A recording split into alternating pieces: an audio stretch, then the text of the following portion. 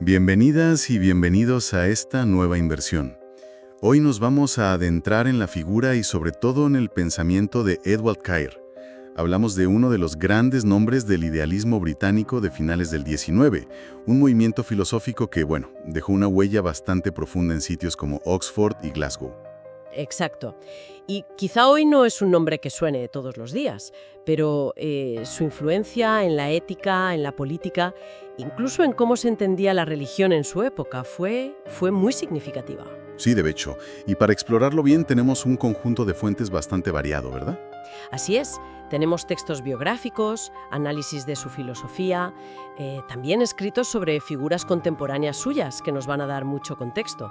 Pienso en Albert Bendice o James Bryce, por ejemplo. Claro, para situarlo. Y también discusiones que pueden su idealismo, digamos, a dialogar con otras corrientes, sobre todo con el pragmatismo. Y, por supuesto, sus propias reflexiones sobre religión y estética, que son parte clave de su sistema. Fenomenal. Entonces, nuestro objetivo hoy sería, por un lado, desentrañar esas ideas centrales de Caird. Por otro, entender un poco ese caldo de cultivo intelectual en el que se movió, con esas tensiones que mencionabas, ¿no? Con Dicey, con el pragmatismo, y sobre todo, yo creo, preguntarnos qué relevancia puede tener hoy su visión idealista. ¿Nos ofrece alguna clave para dilemas actuales? No sé, pienso en la relación ciencia-fe o el papel del individuo en la comunidad. Totalmente. Vamos a profundizar en cómo Caird intentó superar lo que él veía como falsas dicotomías del pensamiento moderno. Sujeto frente a objeto, razón frente a fe, esas cosas. Y analizaremos también su concepto de evolución espiritual. Esa idea de un progreso guiado por la razón en la historia humana, ¿no? Una búsqueda constante de unidad, de sentido, en un mundo que ya entonces, empezaba a mostrar grietas importantes. Perfecto, pues vamos al grano. Empecemos por situar al personaje. ¿Quién era Edward Caird? Nace en 1835, en Greenock, Escocia. Ajá. Y venía de una familia con tradición clerical y académica. Su hermano, John Caird, también fue un filósofo y teólogo de bastante renombre. Sí, los hermanos Caird eran figuras importantes. Su formación inicial fue en la Universidad de Glasgow. Allí tuvo un tutor, un tal J.D. Morrell, que ya lo introdujo, parece ser, en el hegelianismo. Y de ahí, pues, el salto a Oxford, al Merton College. Y fue en Oxford, claro, donde se empapó de la filosofía alemana, sobre todo de Hegel. Pero ojo, no fue un mero repetidor, ¿eh?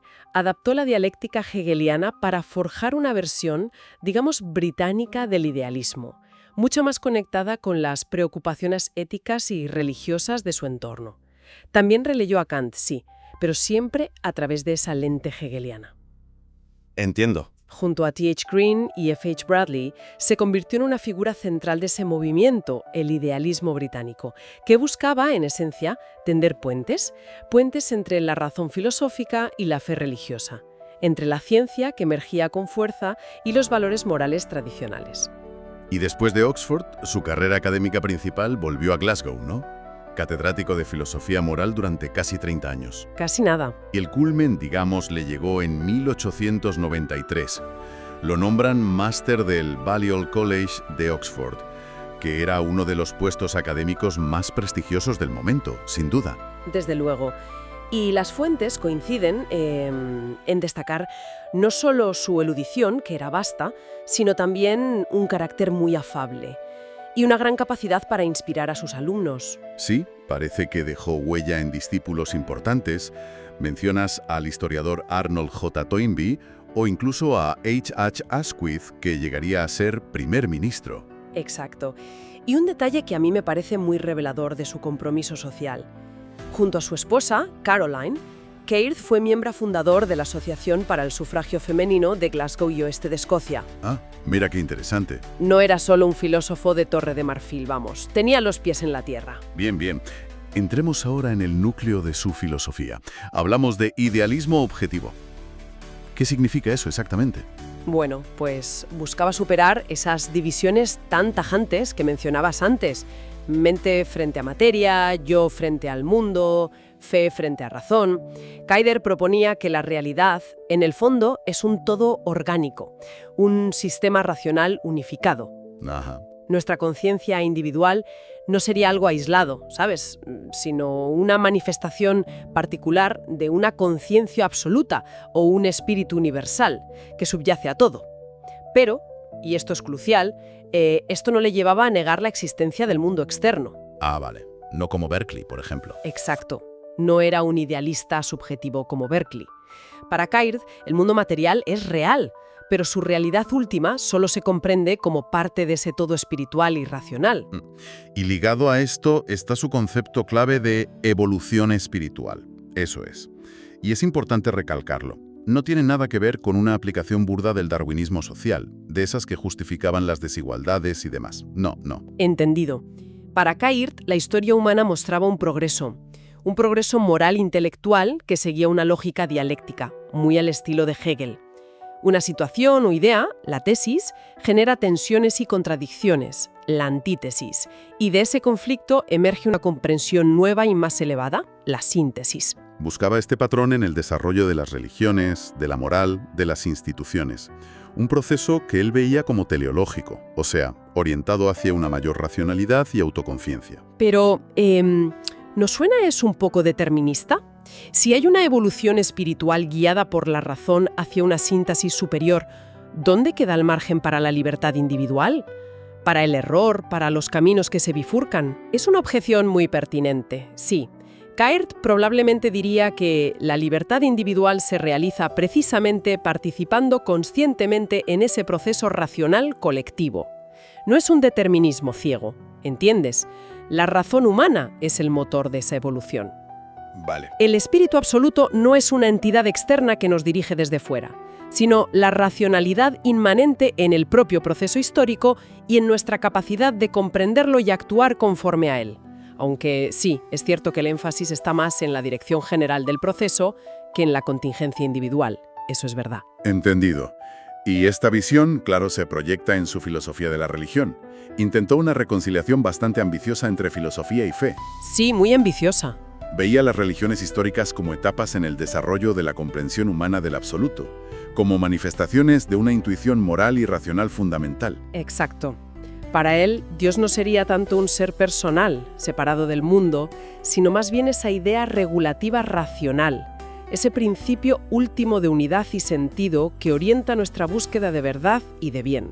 Por eso criticaba el literalismo dogmático, ¿no? Y los rituales que habían perdido su significado profundo. Justo.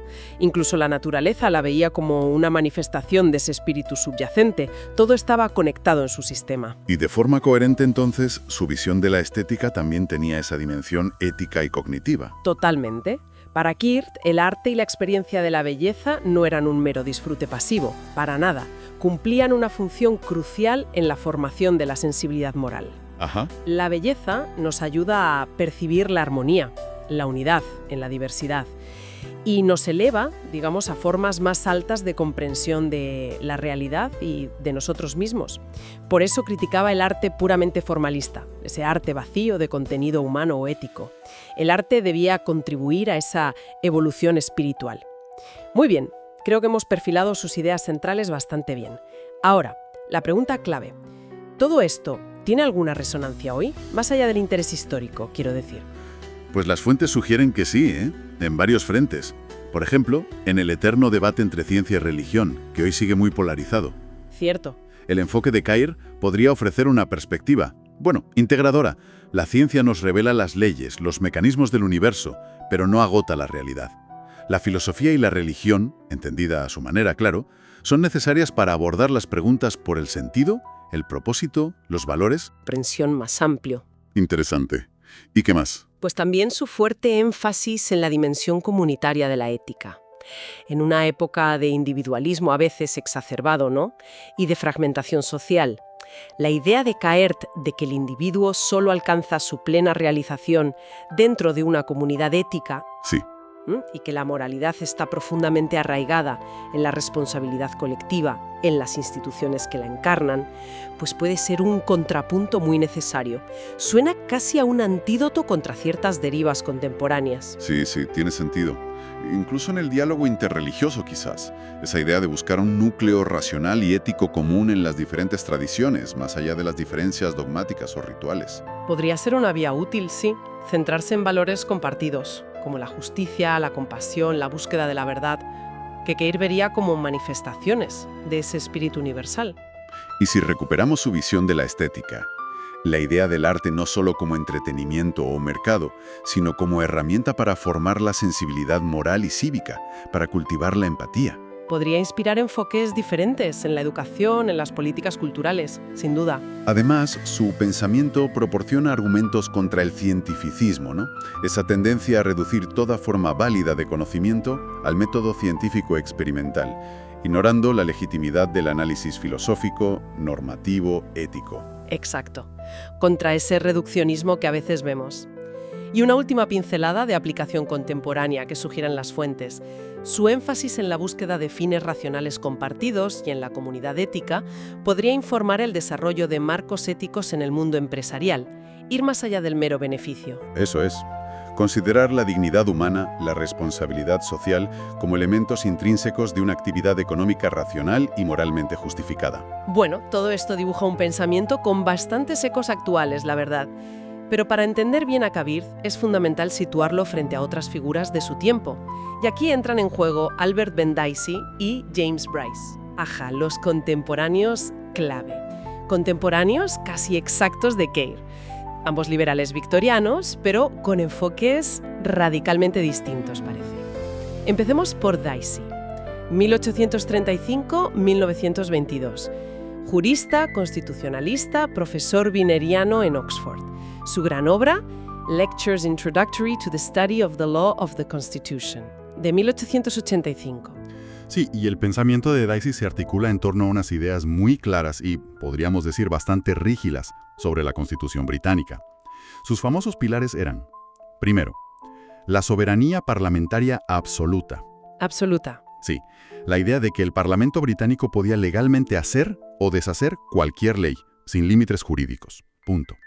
Segundo, el imperio de la ley, el rule of law, que para él significaba que todo el mundo, incluido el gobierno, estaba sujeto a las leyes ordinarias y a los tribunales comunes. De ahí su crítica al sistema francés de droit administratif, ¿no? Exacto, que tenía tribunales especiales para litigios con la administración. A él se le parecía fatal. Y tercero, las convenciones constitucionales. Esas reglas no escritas, pero políticamente vinculantes que regulan el ejercicio del poder. Vaya. Esa idea de una soberanía parlamentaria sin límites legales choca frontalmente con la visión de Keir, ¿no? Con esa realidad orgánica, ese desarrollo histórico guiado por principios racionales.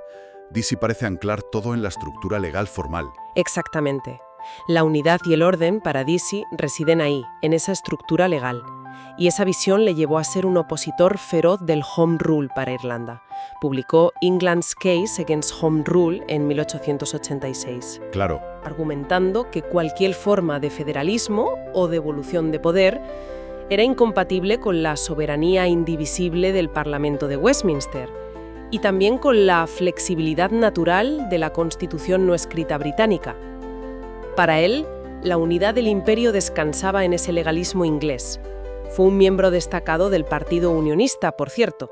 Se le describe como alguien de pensamiento bastante inflexible, ¿verdad?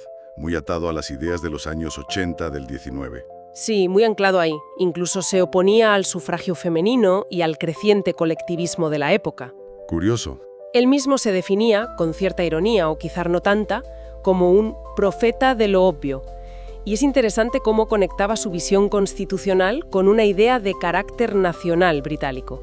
Veía el common law no solo como un sistema legal, sino como la expresión mismo de ese carácter nacional. Ah, mira. El derecho debía reflejar y adaptarse a ese carácter preexistente, lo que, en su opinión, claro, demostraba la superioridad del modelo inglés frente a otros. Y el contraste con James Bryce, 1838-1922, es revelador.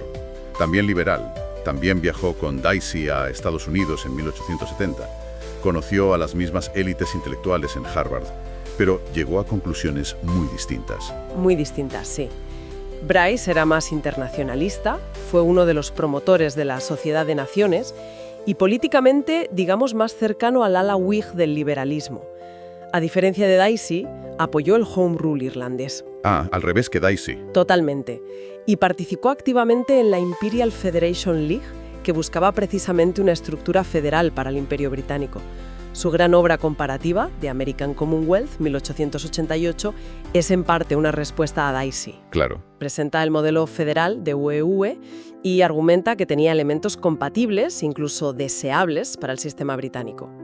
Ocupó cargos importantes en gobiernos liberales, como secretario jefe de Irlanda con Gladstone y Campbell Bannerman. Y metodológicamente también diferían. Bryce se basaba más en la observación directa, en conversaciones. Sí, él se consideraba más inductivo, más presentista, como decía. Su libro sobre UEV se basa mucho en entrevistas, en observaciones de primera mano.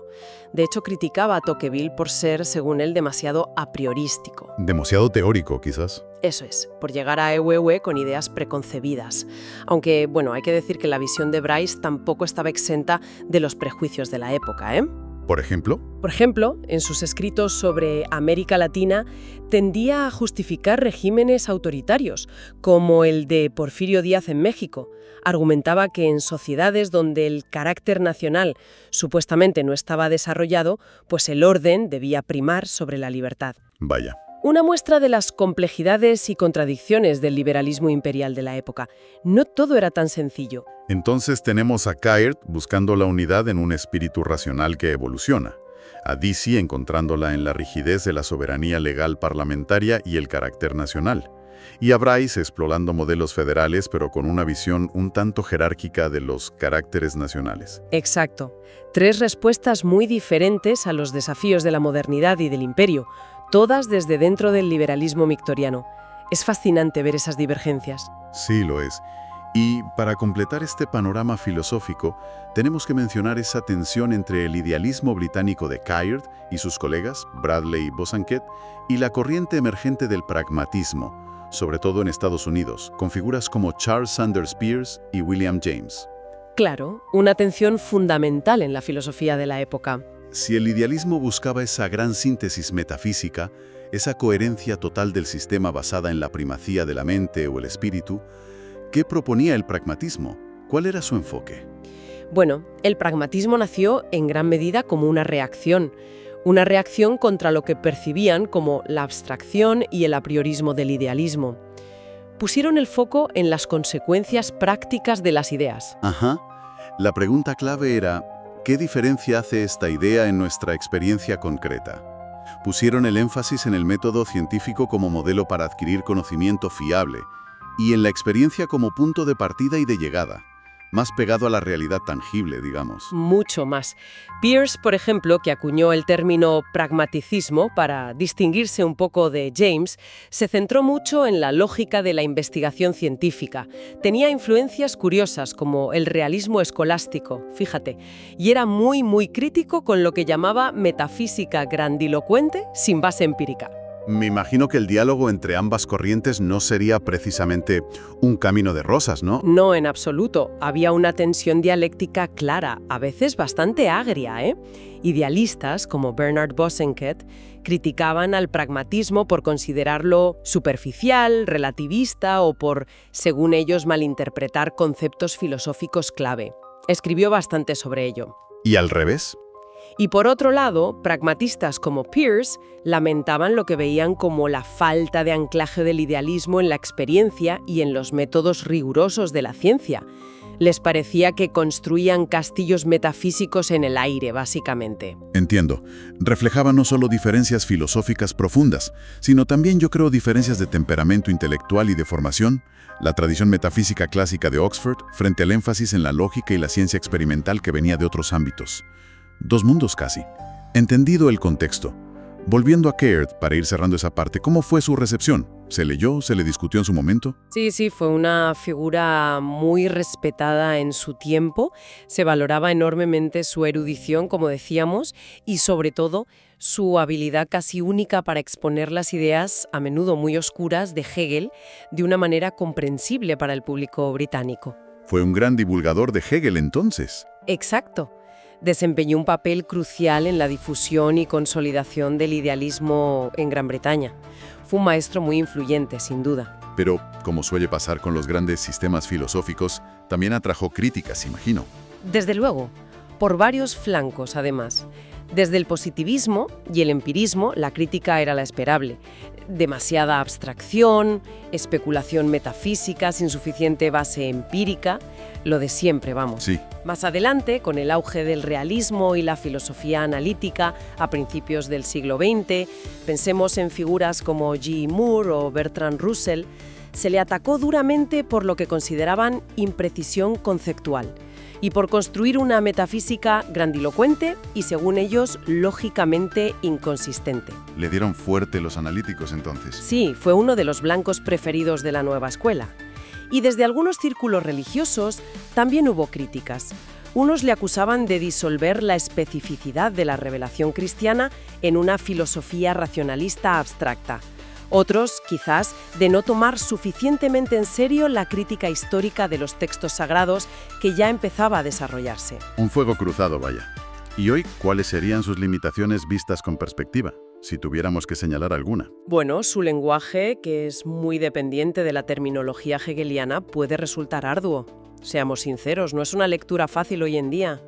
Y puede parecer conceptualmente anticuado para muchos lectores actuales. Sí, el hegelianismo tiene esa fama. Y siendo realistas, su relevancia académica hoy está muy ligada al interés específico que exista por la tradición idealista, que ya no ocupa, ni de lejos, la posición dominante que tuvo en las universidades británicas a finales del XIX. Ha pasado su momento de auge, eso es evidente. Bien, pues hagamos una síntesis final. Edward Caird nos lega una filosofía tremendamente ambiciosa. Un intento sistemático de unificar ámbitos que a menudo percibimos como separados o incluso enfrentados. Razón y espíritu, ciencia y fe, el individuo y la comunidad. Sí, una búsqueda constante de coherencia. Su idealismo fue una poderosa búsqueda de coherencia y sentido en plena época victoriana. Un tiempo de profundas transformaciones, pero también de tensiones ideológicas y de crisis de certezas, como decías al principio. Y el contraste con figuras como Deasy es muy ilustrativo. En el mismo momento histórico, y desde un mismo marco liberal amplio, Deasy ofrecía una visión radicalmente distinta, anclada en la certeza de la ley, la soberanía parlamentaria. ¿Y una defensa férrea del statu quo? Exacto. Una defensa férrea del statu quo constitucional e imperial británico frente a cualquier veleidad federalista o cambio social profundo. Ambos reflejan perfectamente las encrucijadas intelectuales y políticas de su era. Entonces, para terminar, lancemos una última reflexión al aire. En nuestra propia época, marcada como está por la polarización, por la fragmentación del conocimiento en especialidades cada vez más estrechas, Sí, y por debates encendidos sobre estructuras políticas y soberanía, el Brexit es un ejemplo reciente que resuena mucho con las preocupaciones de Deasy, ¿no? En este contexto, ¿tiene algo que ofrecernos hoy esa búsqueda de Caird de una totalidad orgánica y racional? ¿Hay alguna lección en su intento de encontrar principios unificadores? o quizás la pregunta sea la contraria, ¿no? ¿Son estas visiones tan omnicomprensivas, tanto la idealista de Caird como el constitucionalismo casi instintivo de Deasy, productos irremediablemente atados a su contexto histórico y cultural? A una era imperial con una confianza en ciertos principios universales, sean la razón con mayúsculas o la ley británica, que hoy quizá nos resulta difícil sostener. Es una buena pregunta. ¿Es posible aplicar hoy esa idea de una evolución espiritual colectiva y racional sin caer en idealizaciones ingenuas? O peor, sin caer en la imposición de un modelo único? En un mundo que parece moverse por dinámicas mucho más caóticas, diversas y a menudo bastante menos racionales de lo que a Kierkegaard le hubiera gustado, es una cuestión que, queda abierta a la reflexión.